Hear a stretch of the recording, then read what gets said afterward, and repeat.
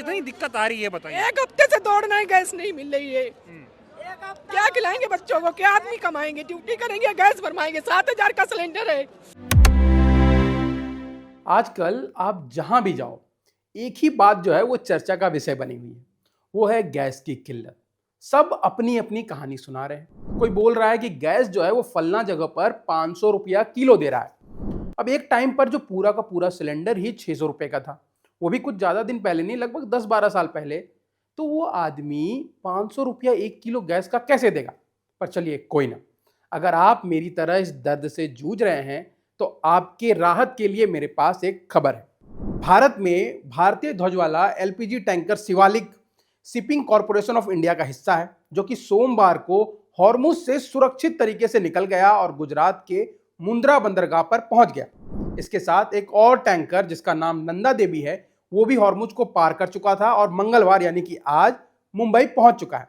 शिवालिक और नंदा देवी हॉर्मुज को पार करके भारत पहुंचने वाले दूसरे और तीसरे टैंकर हैं। जब से पिछले महीने ईरान पर अमेरिका और इजराइल ने मिलकर हमले किए और लड़ाई को जन्म दिया, तब से पहला टैंकर जो निकला था उसमें कच्चा तेल आया था, जो कि सऊदी अरब का लाइबेरिया ध्वज वाला टैंकर था, जिस पर कई लोग ये सवाल उठा रहे थे कि क्यों भारत की डिप्लोमेसी अब कहां चली गई, ईरान से जो हमारा रिश्ता था वो कहां चला गया।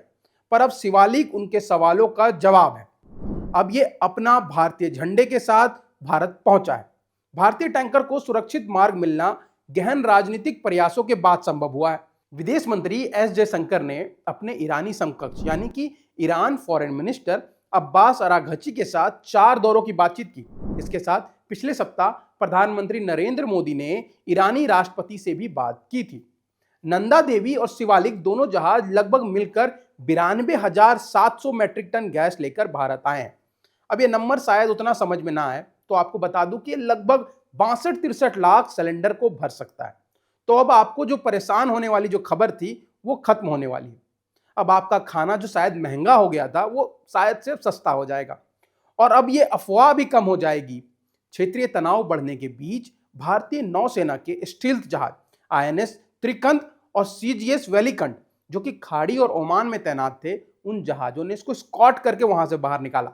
बंदरगाह, जहाज रानी और जल मार्ग मंत्रालय के विशेष सचिव राजेश कुमार ने मिडल ईस्ट वॉर पर एक अंतर मंत्रालय ब्रीफिंग के दौरान कहा कि फारस की खाड़ी में हॉर्मुज के पश्चिम में भारतीय ध्वज वाले लगभग 24 जहाज फंसे हुए थे, जिनमें से 2 जहाज शिवालिक और नंदा देवी एलपीजी लेकर शनिवार तड़के हॉर्मुज से सुरक्षित रूप से निकल गए और भारत की ओर बढ़ रहे हैं। उन्होंने आगे कहा था कि जहाज के पहुंचने से पहले ही सारे डॉक्यूमेंटेशन जो है वो कंप्लीट कर ली जाएगी, जिससे कोई भी प्रोसेसिंग में लेट ना हो और जल्दी से जल्दी गैस आम आदमी तक पहुंच सके। इसके साथ एक और जहाज जग लाडकी नाम का तेल टैंकर भी आ रहा है, जिसमें लगभग 80,800 टन कच्चा तेल भरा हुआ है। वो भी स्ट्रिप से निकल चुका है और भारत की ओर बढ़ रहा है। उन्होंने ये भी कहा कि देश में कहीं भी तेल की कोई कमी नहीं है। लगभग 1 लाख पेट्रोल पंप में किसी से भी ड्राई आउट होने की कोई खबर नहीं आई। भारत में रसोई गैस का सिलेंडर सिर्फ एक ईंधन नहीं होता है, बल्कि करोड़ों घरों की रोजमर्रा की जिंदगी का सबसे जरूरी हिस्सा होता है, क्योंकि सुबह की चाय से लेकर के रात के खाने तक हर पल हम इसी पर निर्भर करते हैं। लेकिन पिछले कुछ हफ्ता में एक ऐसा संकट पैदा हो गया था जिसने यह एहसास कराया कि हमारे किचन में रखा हुआ छोटा सिलेंडर दरअसल हजारों किलोमीटर दूर की अंतर्राष्ट्रीय राजनीति और समुद्री रास्तों और युद्ध से भी जुड़ा हुआ है। You know that we import almost 60% of our LPG and most of it, almost 90% comes from Strait of Hormuz. अनुमान है कि भारत अपनी जरूरत का लगभग 60% एलपीजी आयात करता है और उसमें से लगभग 90% वेस्ट एशिया के स्ट्रैप से ही होकर गुजरता है। यानी कि अगर ये रास्ता रुक जाए तो भारत की रसोई तक गैस पहुंचने में भारी संकट पैदा हो जाता है। अब रिपोर्ट की माने तो इस संकट के कारण भारत में एलपीजी की आपूर्ति में तेज गिरावट देखने को मिली और मार्च के शुरुआती दिनों में गैस की बिक्री में लगभग 17% की कमी आई थी। और इसका असर जो है वो सिर्फ आंकड़ों तक नहीं रहा था, बल्कि देश के कई सारे हिस्सों में लोगों ने सिलेंडर की कमी को महसूस किया और जल्द से जल्द बुकिंग करवाई, क्योंकि हमारी तो आदत ही है। कुछ शहरों में लंबी कतारें देखने को मिली। कुछ जगहों पर होटल और ढाबों ने वैकल्पिक ईंधन मतलब कि गोईठा वैठा जो होता है उसका उपयोग बढ़ाया। कई जगहों पर लोगों ने अस्थायी तौर पर लकड़ी और कोयले के चूल्हे भी अपना लिए हैं। पर अब जब ये जहाज आ गया है तो ये सिर्फ एक जहाज नहीं है, बल्कि उस भरोसे का प्रतीक बन गया कि संकट के बीच भी आपूर्ति की जीवन रेखा अभी भी पूरी तरीके से टूटी नहीं है। इसके साथ ही एक और जहाज नंदा देवी भारत पहुंचा है, जो कि मैंने आपको बताया। इन दोनों जहाजों के आने से भारत का लगभग 1 दिन से अधिक का गैस पूरा हो जाएगा। लेकिन यह भी सच्चाई है कि इतने बड़े देश में ये मात्रा बहुत कम है।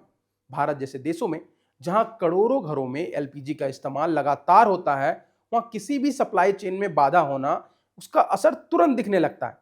पर एक बात को नकारा नहीं जा सकता कि इस संकट ने एक बड़ी समस्या को उजागर किया कि भारत की गैस भंडारण क्षमता जो है, जिस पर विशेषज्ञ लगातार सवाल उठाते थे, यानी अगर आयात कुछ समय के लिए भी रुक जाए तो देश में गैस की कमी जल्दी महसूस होने लगती है। यही वजह है कि सरकार और तेल कंपनियों को तुरंत कोई आपातकालीन कदम उठाने पड़ते हैं। सबसे पहले घर के लिए जो रसोई गैस है उसको प्राथमिकता दी गई और औद्योगिक तथा वाणिज्यिक उपयोग वालों को सीमित कर दिया गया, ताकि आम परिवार तक तो कम से कम सिलेंडर पहुंचे।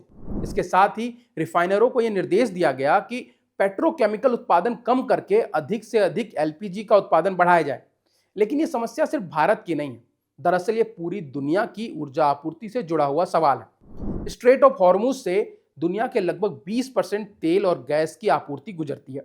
इसलिए जब भी इस रास्ते पर खतरा बढ़ता है, पूरी दुनिया की अर्थव्यवस्था पर इसका असर देखने को मिलता है। कीमतें बढ़ जाती है, आपूर्ति घट जाती है और कई देशों में ऊर्जा संकट पैदा हो जाता है। भारत के लिए चुनौती बहुत बड़ी है, क्योंकि यहाँ ऊर्जा की मांग लगातार बढ़ती जा रही है। जैसे उज्ज्वला योजना से सरकारी योजनाओं ने करोड़ों गरीब परिवारों तक एलपीजी पहुंचाई, जिससे गैस की खपत पहले से कई ज्यादा बढ़ गई है। विशेषज्ञ लंबे समय से कहते रहे हैं कि भारत को अपनी ऊर्जा आपूर्ति को ज्यादा विविध बनाना चाहिए, यानी कि सिर्फ पश्चिमी एशिया पर निर्भर रहने के बजाय अफ्रीका, अमेरिका और अन्य क्षेत्रों से भी गैस का आयात बढ़ाना चाहिए। इसके अलावा देश के भीतर गैस उत्पादन बढ़ाने के लिए बायोगैस और दूसरे वैकल्पिक ईंधनों को बढ़ावा देने की जरूरत है। भारत पहले से ही सौर ऊर्जा और हरित हाइड्रोजन जैसे विकल्पों पर काम करता रहा है, लेकिन एलपीजी की जगह तुरंत कोई विकल्प उपलब्ध नहीं है, क्योंकि यह सीधे रसोई से जुड़ा हुआ है और इसकी सुविधा एवं स्वच्छता का असर अभी भी अन्य ईंधनों से बेहतर है। यही कारण है कि सरकार ने जनता से अपील भी की थी कि घबराहट में सिलेंडर जमा ना करें और जरूरत के अनुसार ही बुकिंग करें। ऊर्जा मंत्री ने संसद में भी यह कहा था कि देश की आपूर्ति पूरी तरीके से खत्म होने का खतरा अभी नहीं है।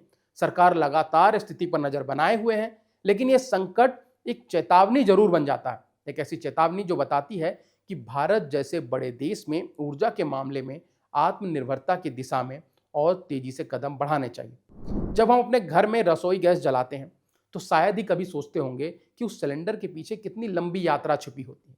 किसी खाड़ी देश के गैस के प्लांट से निकलकर हजारों किलोमीटर समुद्र को पार करते हुए, युद्ध के खतरे से गुजरते हुए भारतीय बंदरगाह तक पहुंचना, फिर ट्रकों के हिसाब से वो देश के हर जगह पर पहुंचती है, गांव शहर तक। लेकिन हाल की घटनाओं ने यह सच्चाई सामने ला दी है कि हमारे किचन का ये छोटा सा सिलेंडर दरअसल वैश्विक राजनीति, समुद्री व्यापार और ऊर्जा सुरक्षा की पूरी कहानी को अपने भीतर समेटे हुए है।